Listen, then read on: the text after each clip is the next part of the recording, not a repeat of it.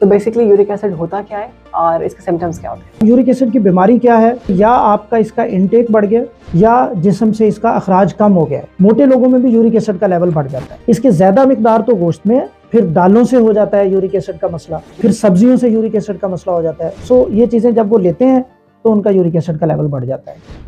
अस्सलाम वालेकुम, welcome to doctor Abdul Basit podcast. मैं हूं शहरबानो अवान। आज हमारे साथ मौजूद हैं डॉक्टर अब्दुल बासित साहब, कंसल्टेंट ऑर्थोपेडिक सर्जन। वेलकम करते हैं सर, कैसे जी, thank you so much.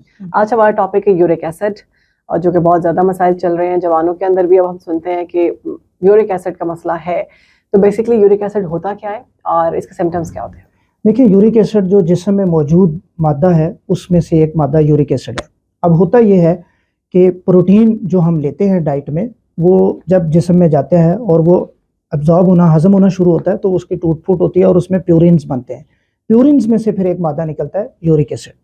Normally uric acid हर शख्स के अंदर है। मेरे अंदर, आपके अंदर, प्रोड्यूसर, कैमरामैन, जो व्यूअर्स देख रहे हैं, सब में यूरिक एसिड है।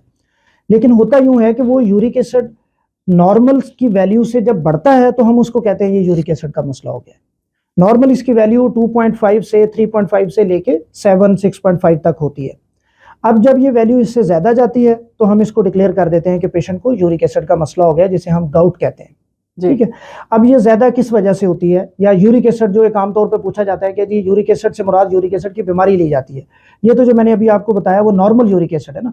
अब यूरिक एसिड की बीमारी क्या है कि या आपका इसका इनटेक बढ़ गया जो आप खुराक के जरिए ले रहे हैं, या जिस्म से इसका अखराज कम हो गया है, एक्सक्रीशन कम हो गई है।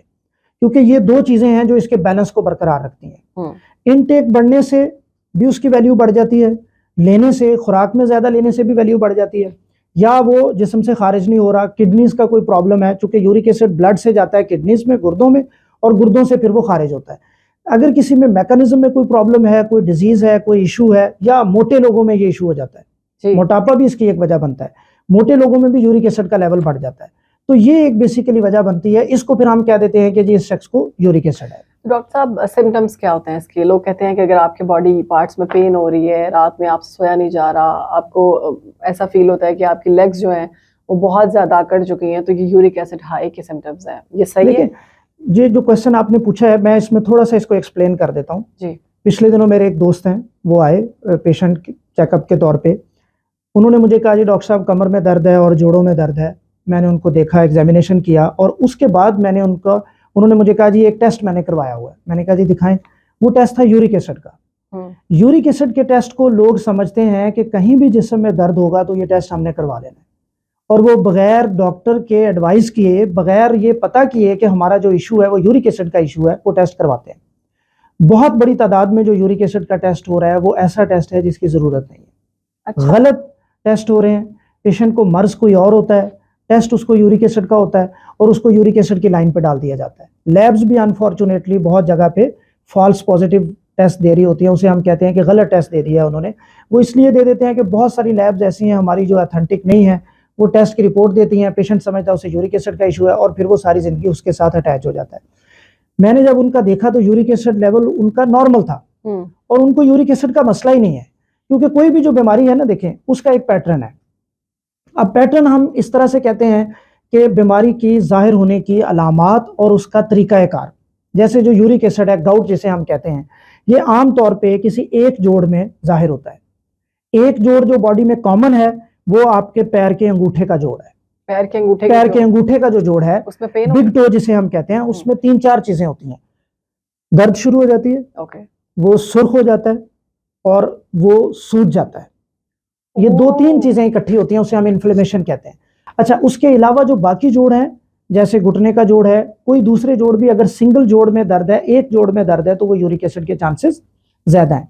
इसके साथ अगर आप ये देखें कि आपको पूरे जिस्म में जोड़ों में दर्द है, जैसे बाज़-औक़ात ये होता है कि कोई शख्स है, ख़वातीन में खासकर ये बड़ा मसला होता है, पूरे जिस्म के जोड़ों में दर्द है और साथ जोड़ अकड़ रहे हैं, खासकर हाथ के छोटे जोड़ों में दर्द है, तो वो जी हाथों के और पैरों के छोटे जोड़ों में दर्द है, तो वो यूरिक एसिड से ज्यादा मसला है गैंठिए का। उसे रिमेटॉइड आर्थराइटिस कहते हैं। ये दो मुख्तलिफ बीमारियां हैं। ये आर्थराइटिस जोड़ों की सोजिश है। आर्थराइटिस तो एक वर्ड है ना, उसका मतलब है, आर्थरो कहते हैं जोड़ को, आर्थराइटिस जोड़ की सोजिश। अब उसकी जो सोजिश है उसकी टाइप्स हैं। गाउटी आर्थराइटिस यूरिक एसिड से, रेमाटॉयड आर्थराइटिस गैंठिया है, इसी तरह एक ऑस्टियोआर्थराइटिस होता है जो घुटने के जोड़ों में ज्यादा होता है। सो ये सारी चीजें मैंने सोचा कि आपको बता दूं, अलामात में अलग अलग आती हैं, इनके टेस्ट भी अलग अलग हैं और इनका इलाज भी अलग अलग है। ठीक है, तो अक्सर हमारे यहाँ ये कहा जाता है कि जो लोग बहुत ज्यादा मीट इंटेक करते हैं, मतलब गोश्त बहुत खाते हैं, गोश्त खोर होते हैं, उनको जरूर यूरिक एसिड इशू होता है। तो इज इट ट्रू और मिथ? बिल्कुल ये ट्रू है, और उसकी वजह ये है, देखें यूरिक एसिड जिस तरह मैंने आपको कहा ना कि दो वजूहत होंगी, या आप ले ज्यादा रहे हैं यूरिक एसिड, या आपके जिस्म से उसका अखराज मुनासिब नहीं हो रहा।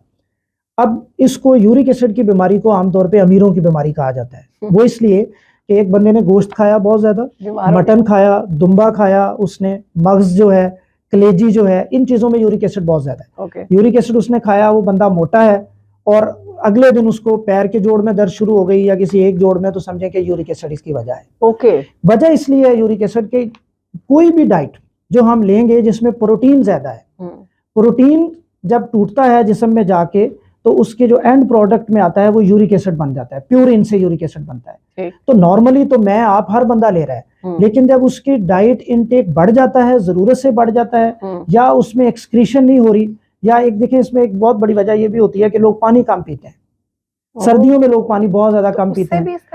जब आप पानी कम पियेंगे तो उसका अखराज कम हो जाएगा, जब उसका अखराज कम हो जाएगा तो जिस्म में उसकी ज्यादती होना शुरू हो जाएगी। तो गोश्त लेने से, या किसी महफिल में, किसी जगह पे आप जाते हैं, शादी ब्याह में, किसी इवेंट में, और आप बहुत ज्यादा गोश्त ले लेते हैं, उसके बाद ये फिर वजह बन जाती है। लेकिन ये सिर्फ गोश्त से नहीं होता, इसकी ज्यादा मिकदार तो गोश्त में है, लेकिन इसकी जो दूसरी मिकदार है, जो सब्जियां, बल्कि यहाँ मैं ये भी चाहूंगा कि बहुत सारे लोग जो सुन रहे हैं वो ये देख लें कि यही वो चीजें हैं जिससे उन्हें परहेज भी करना है। जी, परहेज चूंकि एक आम सवाल होता है, तो गोश्त उनको एक ऐसी चीज है जिससे ये हो जाता है। फिर दालों से हो जाता है यूरिक एसिड का मसला, फिर सब्जियों से यूरिक एसिड का मसला हो जाता है। ये चीजें जब वो लेते हैं तो उनका यूरिक एसिड का लेवल बढ़ जाता है। तो इसके लिए मेडिकेशन लेनी चाहिए, नहीं लेनी चाहिए? दवाई तो जाहिर है, अगर आपको यूरिक एसिड का इशू है, आप अपना टेस्ट करवाते हैं, डॉक्टर के पास जाते हैं, तो वो इसकी आपको दवाई देंगे। लेकिन दवाई से ज्यादा इसका जो रोल है वो आपकी एहतियात पे है। क्योंकि एक चीज आप समझ लें, अगर आप एक दफा यूरिक एसिड के पेशेंट हैं तो आप फॉर लाइफ यूरिक एसिड के पेशेंट हैं। आपको सारी जिंदगी आप यूरिक एसिड की एहतियात करनी पड़ेगी। किसी भी शख्स को यूरिक एसिड डायग्नोज करते वक्त बहुत ज्यादा मोहतात होना चाहिए, डॉक्टर को भी और पेशेंट को भी। अब उसने फॉर लाइफ यूरिक एसिड की एहतियातें भी करनी है, और दवाई भी उसको ऑफ एंड ऑन उसकी जरूरत पड़ती रहेगी। दवाई की जरूरत तो तब दी जाएगी ना उसको जब उसका यूरिक एसिड का लेवल बढ़ा हुआ है, उसके सिम्टम्स अलामात शदीद हैं, फिर हम उसको दर्द की गोली देंगे, सोजिश कम करने वाली गोली देंगे, यूरिक एसिड कंट्रोल करने वाली गोली देंगे, तो ये टैबलेट से उसका कंट्रोल होगा। लेकिन जो 60-70% है वो आपकी डाइटरी मैनेजमेंट है और आपकी लाइफस्टाइल मैनेजमेंट है। अच्छा डॉक्टर साहब, कुछ लोग कहते हैं कि हम मेडिसिन नहीं लेंगे स्टार्ट में अगर आपका यूरिक एसिड इतना हाई नहीं है, मतलब लो है, थोड़ा सा बॉटम लाइन पे है, तो कहा जाता है कि वॉक करो, अपने लाइफस्टाइल को बेहतर करो, सब्जियों का इस्तेमाल ज्यादा करो, तो इससे बेटर हो जाता है। तो ये ऐसा हो सकता है? बिल्कुल हो जाता है, बल्कि मैं ये कहता हूँ कि 60-70% जो यूरिक एसिड का मर्ज है वो आप खुद मैनेज करते हैं, सिर्फ 30-40% आपके डॉक्टर ने मैनेज करना है। बिल्कुल सही। 60-70% आपने कैसे मैनेज करना है? नंबर 1 अपनी डाइट, नंबर 2 अपना लाइफस्टाइल। जो डाइट है उसमें इसको मैं 3 कैटेगरीज में डिवाइड करता होता हूँ हमेशा। कौन सी चीज ऐसी है जो यूरिक एसिड के पेशेंट ने बिल्कुल नहीं लेनी, अपने लिए उसको हराम समझना उसने। दूसरी वो चीजें हैं जो वो कुछ मिकदार में ले सकते हैं, ठीक है। तीसरी वो चीजें हैं जो वो खुली छुट्टी है उनको लेने की। लेकिन अगर आप इसके ऊपर एक नई रिसर्च जो है, नई डेवलपमेंट है, उसकी बात करें तो वो ये है कि यूरिक एसिड का पेशेंट हर चीज खा सकता है। हर चीज खा सकता है। देखिए आमतौर पर बताया जाता है कि जी ये भी छोड़ दे, ये भी छोड़ दें, ये भी छोड़ दें। मैं आज आपको ये बता रहा हूँ कि वो यूरिक एसिड का पेशेंट हर चीज खा सकता है, लेकिन मतवाजन, म्याना रवि के साथ उसने अपना ख्याल रखना है ना। देखें अगर आपको बहुत दिल कर रहा है गोश्त का, तो आप 1 बोटी लें उसकी, ज्यादा से ज्यादा 2 लें अगर आप यूरिक एसिड के पेशेंट हैं। फिर आपने अपना पानी ज्यादा लेना है, फिर आपने वॉक करनी है, ताकि ये चीजें बैलेंस में चली जाए। दूसरा क्या होगा कि अगर उन चीजों की बात करें जो ज्यादा, कम और थोड़ी लेनी चाहिए, तो गोश्त आपको नहीं लेना चाहिए, खासकर जो हमारे यहाँ इस्तेमाल होता है दुम्बे का गोश्त और बकरे का गोश्त, ये यूरिक एसिड की एक बड़ी वजह है। फिर झींगा है, हमारे यहाँ वो लोग इतना ज्यादा लेते नहीं है, लेकिन ये गोश्त में कलेजी बहुत ज्यादा होती है, वो इसकी एक वजह बनती है। फिर कुछ चीजें ऐसी हैं जो कम मिकदार में करती हैं, जैसे दालें हैं, सब्ज पत्तों वाली सब्जियां हैं, ये भी यूरिक एसिड का लेवल बढ़ाती हैं। कुछ चीज़ें ऐसी हैं जो बिल्कुल नहीं करती, जैसे चावल हैं, गंदम है, और जो दूसरी हम रूटीन की डाइट लेते हैं वो यूरिक एसिड का लेवल नहीं बढ़ाती हैं। दैट्स वेरी ग्रेट, बहुत शुक्रिया।